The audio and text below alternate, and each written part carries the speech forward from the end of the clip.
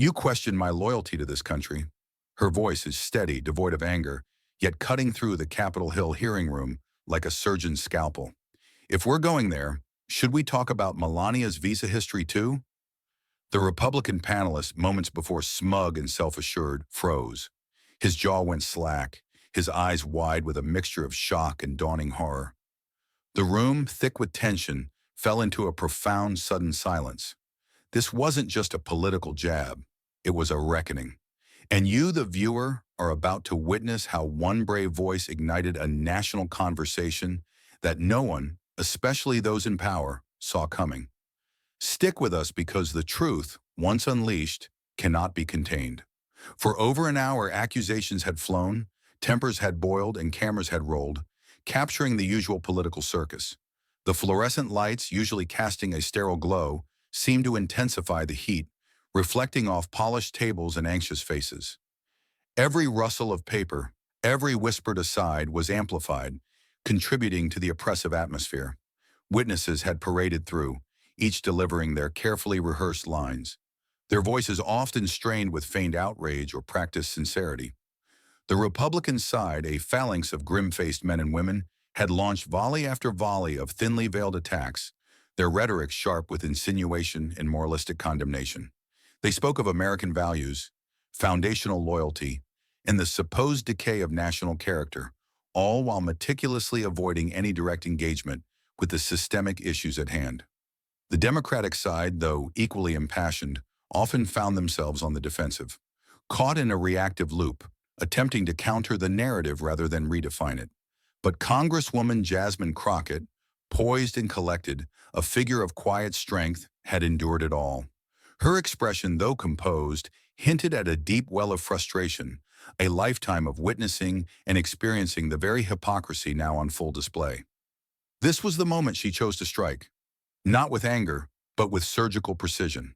To understand the seismic impact of that single sentence, delivered with such quiet force, we must first understand the woman who delivered it. Long before the cameras zoomed in on her, long before she became a national figure, a household name, Jasmine Crockett had already made peace with how the world saw her. She understood the inherent biases, the subtle and overt forms of resistance she would face. A black woman in power, navigating a landscape designed to diminish her, to box her in, she knew that refusing to soften her tone or shrink into respectability would inevitably lead to labels: angry, radical, ungrateful. These were the familiar weapons of a system desperate to maintain control, to dismiss any voice that dared to challenge its comfortable norms, its ingrained inequalities. But Crockett was no stranger to the fight. She had been preparing for this moment her entire life, honing her skills in the trenches of the legal system. Before Congress, she was a public defender in Dallas, working tirelessly in fluorescent-lit back rooms, far from the glare of national media. There, she defended the marginalized, the forgotten, the undesirables of society, mothers fighting for custody against impossible odds, their lives hanging by a thread, teenagers pulled over for arbitrary reasons that reeked of systemic bias, their youthful innocence threatened by a punitive system, and men judged not by evidence, but by their birthplace or the color of their skin, their fates sealed by prejudice rather than justice. She remembered one case in particular, a quiet 19-year-old, arrested for possession after a traffic stop that never should have happened. No violence, no prior record, yet the prosecution was relentless, determined to make an example. Crockett stood up in court, her voice clear and firm, addressing the judge directly. "You're building cages around this boy's future for something you wouldn't even book your nephew for." It rattled the judge, didn't win the case outright, but it won the room, and the boy got probation instead of jail. She carried that courtroom fire, that unwavering commitment to justice, that deep empathy for the voiceless, into every space she entered, from the gritty courtrooms of Texas to the hallowed halls of Capitol Hill. Her past was not just a resume, it was a forge that had shaped her into the formidable advocate she had become, a testament to her resilience and unwavering moral compass. Washington, however, was a different kind of game. Here you were expected to play it smart, which often meant saying less, blending in, keeping it civil, and smiling even when it burned. It was a world of coded language, of backroom deals, of performative civility that masked deep-seated animosities. But Jasmine never liked playing dumb, and she certainly wasn't going to stay quiet. She had witnessed a pattern recycled throughout her life, a cruel and predictable dance of power. First, they question your background, then your motives, then your patriotism. They demand endless proof of loyalty, of belonging, of Americanness, often from those whose families had been here for generations, while overlooking the questionable origins of others. And when you finally snap back, calmly, precisely, with irrefutable evidence, with the very receipts they claim to value, they feign shock at your audacity to speak, to disrupt their carefully choreographed charade. This wasn't just annoying, it was dangerous. It was a system designed to silence, to maintain a comfortable status quo built on selective outrage and double standards, where one set of rules applied to the powerful and another, far more punitive, to everyone else. On the other side of the aisle stood the embodiment of that system, the smug former prosecutor from Florida, and by extension, the entire apparatus of Trumpism. For years, figures like Melania Trump had navigated a murky immigration path, modeling visas, dates that didn't quite add up, quiet questions about green cards and work authorizations that were never truly answered. Yet it never mattered. She married the right man, had the right accent, wore the right shoes. Her path was smoothed, her inconsistencies overlooked, her past conveniently airbrushed, while countless immigrant families, particularly black and brown ones, were grilled, doubted, and picked apart. Their lives scrutinized under a microscope, forced to constantly prove their loyalty to a country that questioned their very right to exist. This was the simmering tension that had been building for decades, a powder keg waiting for a spark, a moment of truth that would expose the raw hypocrisy. And on that day in that hearing room, Jasmine Crockett became that catalyst, not out of raw emotion, but out of a lifetime of quiet observation, a deep understanding of the law, and a burning desire for true equality under the law. The stakes were not just her career or reputation. They were the very soul of American justice, the integrity of its institutions, and the promise of equal treatment for all. The stage was set for a confrontation that would ripple far beyond the marble halls of Congress. The moment the Republican panelist, still reeling from Crockett's quiet challenge, his face a mask of disbelief and outrage, tried to regain control, the true confrontation began. His initial shock quickly morphed into a performative fury, a desperate attempt to reassert dominance. He launched into a familiar attack, a well-worn script of deflection and accusation, calling her remarks un-American, divisive, and accusing her of attacking the former First Lady and engaging in partisan smears. His voice, initially confident, began to crack with thinly veiled frustration, betraying the raw shock beneath his practiced indignation. He pounded the table, gesticulated wildly, his movements jerky and uncontrolled, attempting to drown out the truth with sheer volume, to bluster his way out of the corner he found himself in. Crockett, however, remained unperturbed. She absorbed his bluster, her gaze steady, a silent testament to her unwavering resolve, her composure a stark contrast to his unraveling. She didn't yell, didn't flinch, didn't allow herself to be drawn into the emotional theatrics he so desperately craved. Instead, she leaned forward slightly, her posture conveying a quiet authority, her voice calm and measured, cutting through his rhetoric like a surgeon's scalpel through tissue. "I think it's fascinating," she began, her tone laced with a subtle, almost imperceptible irony that only sharpened the sting of her words, "how asking a question about fairness suddenly gets labeled as an attack.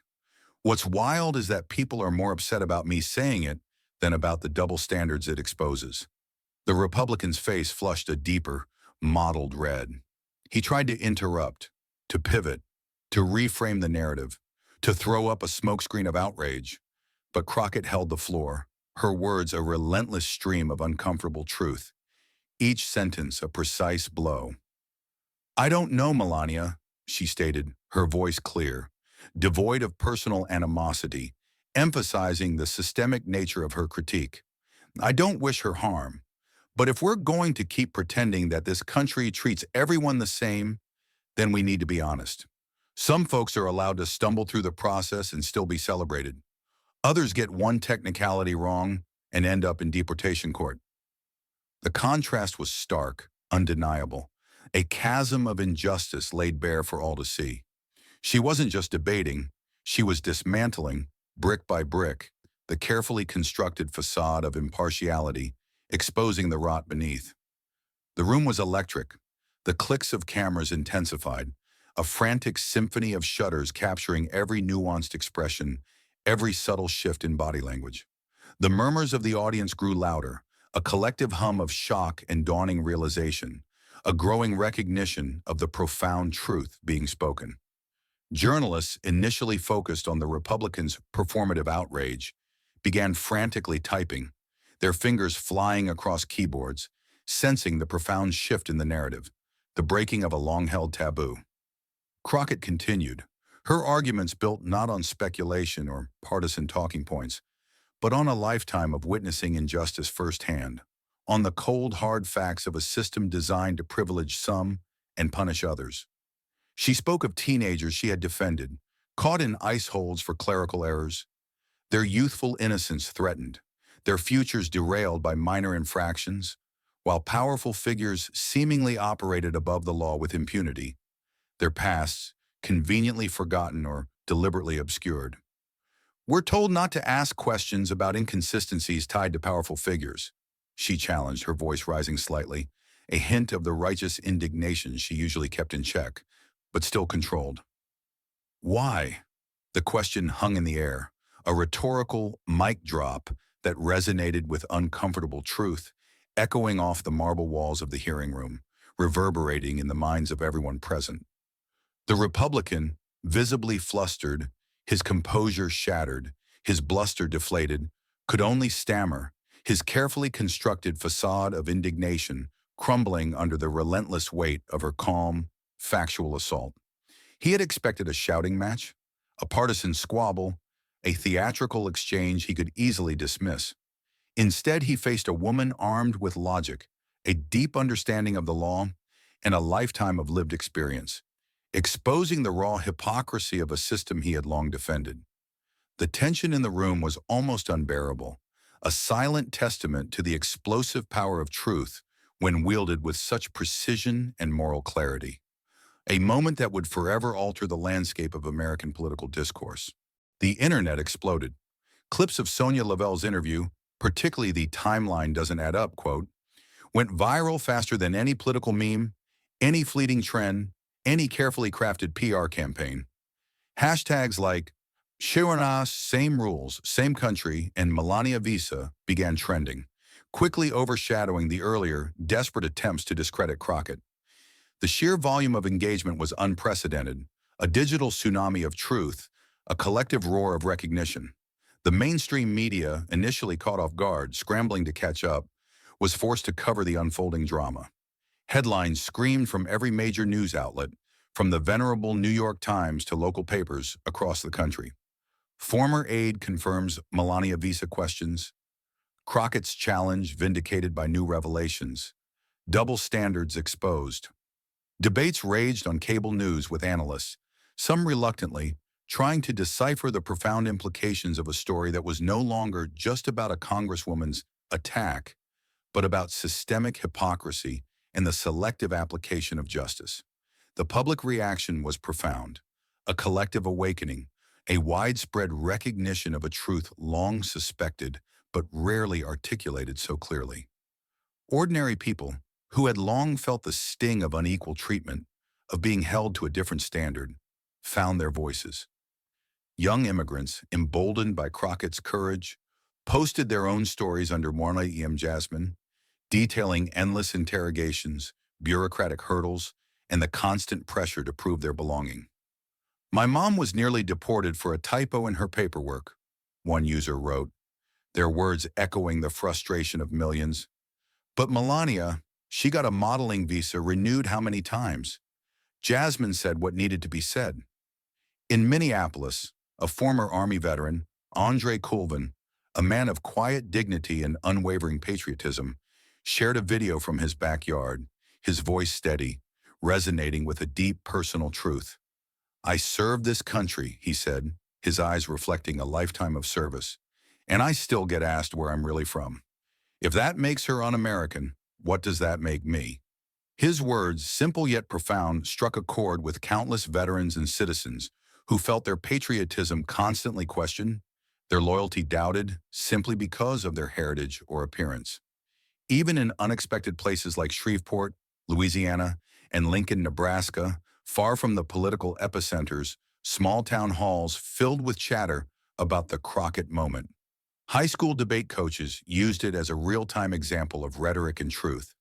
Civics teachers played the clip in class, sparking impassioned discussions among students about justice, equality, and the true meaning of citizenship. In Phoenix, a woman named Darnisha Fuller, scrolling through the news on her tablet, her brow furrowed in thought, turned to her husband, her eyes wide with a newfound clarity. "She's not saying Melania should be deported," she said, her voice filled with a quiet revelation. "She's saying if they're going to treat us like suspects, then we get to ask questions too."